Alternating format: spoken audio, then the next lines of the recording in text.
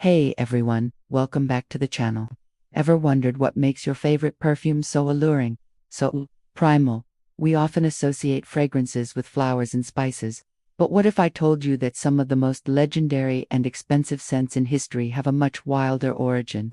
Today, we're diving deep into the fascinating, and sometimes controversial, world of animal-derived fragrance ingredients. Now, before we get started, it's super important to note that the modern perfume industry has made huge strides in moving away from these traditional sources, thanks to ethical concerns and the magic of synthetic chemistry. But understanding their history is key to appreciating the art of perfumery. So, let's explore the creatures behind the classic scents. Our first stop is the vast, open ocean to find one of the most mythical ingredients in all of perfumery, ambergris. Imagine this: a sperm whale, the largest toothed predator on Earth, has a bit of an upset stomach. It eats a lot of squid and cuttlefish, and their sharp beaks can irritate its digestive system. To protect itself, the whale produces a waxy, sticky substance that coats these sharp bits. Eventually, this mass is expelled. It might float in the ocean for years, even decades, baked by the sun, churned by the waves, and saturated with salt. This aging process is crucial. Fresh ambergris is black, sticky, and has a pretty unpleasant fecal smell. But over time, it transforms. It hardens, turns a silvery gray color, and develops a scent that is simply impossible to describe fully. It's salty, sweet, marine, and musky all at once. For centuries, this floating gold was one of the most prized materials for perfumers.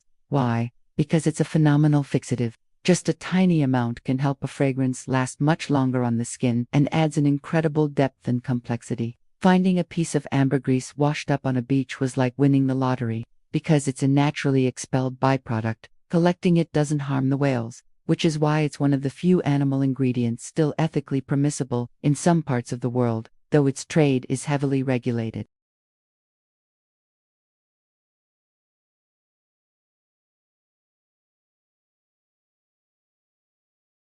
Next, let's travel from the sea to the high mountains of Asia to meet a small, shy creature, the musk deer. This little guy, which looks more like a vampire deer with its long canine tusks, is the original source of musk, arguably the most famous and influential of all fragrance ingredients.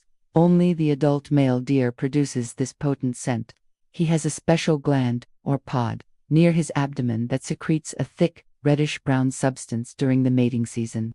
The smell is incredibly powerful and is used to mark territory and attract females. Historically, this musk was a cornerstone of perfumery. It has a uniquely warm, animalic, and slightly sweet aroma that adds a sensual, skin-like quality to fragrances. It's another brilliant fixative, anchoring the more volatile floral and citrus notes. The problem, however, was a tragic one. To get the musk pod, the deer had to be hunted. The immense demand for musk in the perfume and traditional medicine industries led to severe overhunting, pushing the musk deer to the brink of extinction. This is a perfect example of why the perfume industry had to change. Thankfully, the use of natural deer musk is now banned in most of the world. Scientists rose to the challenge and, starting in the late 19th century, began developing synthetic musks. Today, there's a vast palette of white musks that are clean, cruelty-free, and used in everything from high-end perfumes to laundry detergents, all thanks to the quest to replicate the scent of this little deer without harming it. Now, let's head to Africa and Asia to find the civet cat. This isn't actually a cat, but a small, nocturnal mammal related to the mongoose. The civet has a perineal gland that produces a paste-like secretion, also called civet, which it uses to mark its territory. In its raw form, the paste has an overwhelmingly strong and fecal odor. I know, it sounds awful, but here's where the perfumer's magic comes in. When heavily diluted, typically in alcohol, this pungent paste undergoes a radical transformation. The unpleasant aspects fade away, revealing a surprisingly floral, sweet, and intensely animalic aroma. It was treasured for its ability to add a certain radiance and a touch of the wild to classic floral perfumes, like the legendary Chanel No. 5 in its original formulation. For centuries, civets were kept in cages, and the paste was scraped from their glands. This practice was, and is, incredibly cruel. As awareness of animal welfare grew, the industry faced immense pressure to stop. Just like with musk, the development of synthetic alternatives has been a game changer. Modern perfumers can now achieve that same warmth and complexity using molecules created in a lab, ensuring no animals are harmed for our fragrances. Our final animal is one you might not expect, the beaver.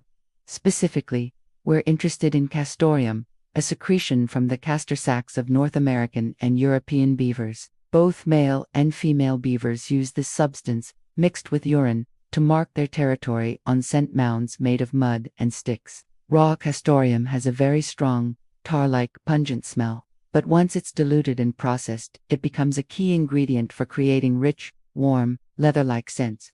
It gives perfumes a smoky, fruity, and animalic depth.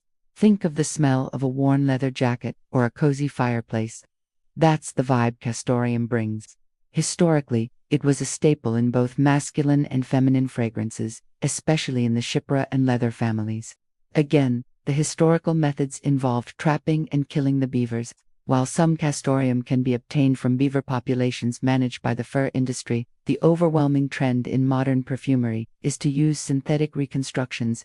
Chemists have successfully isolated the key odor molecules in castoreum, allowing perfumers to create that wonderful leathery note, completely cruelty-free.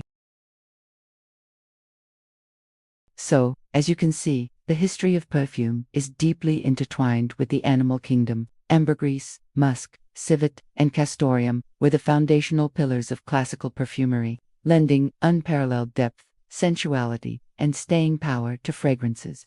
They represent the time when perfumers had to work with what nature gave them, no matter how strange the source. But this history also carries a heavy ethical weight. The demand for these ingredients led to cruelty and pushed several species towards extinction. The modern perfume industry's shift towards synthetic chemistry is not just a technological marvel. It's a moral and ecological necessity. These synthetics, often called fantasy notes, not only protect animals but also give perfumers a wider, more consistent, and more affordable palette to create with. They can recreate the magic of these traditional scents and even invent entirely new ones that have never existed in nature. So the next time you spray on a perfume with a musk or amber note, you're most likely enjoying a brilliant piece of science, a beautiful aroma created in a lab, ensuring that no animals were harmed. It's the best of both worlds. We get to enjoy these captivating scents, and the animals are left to live in peace.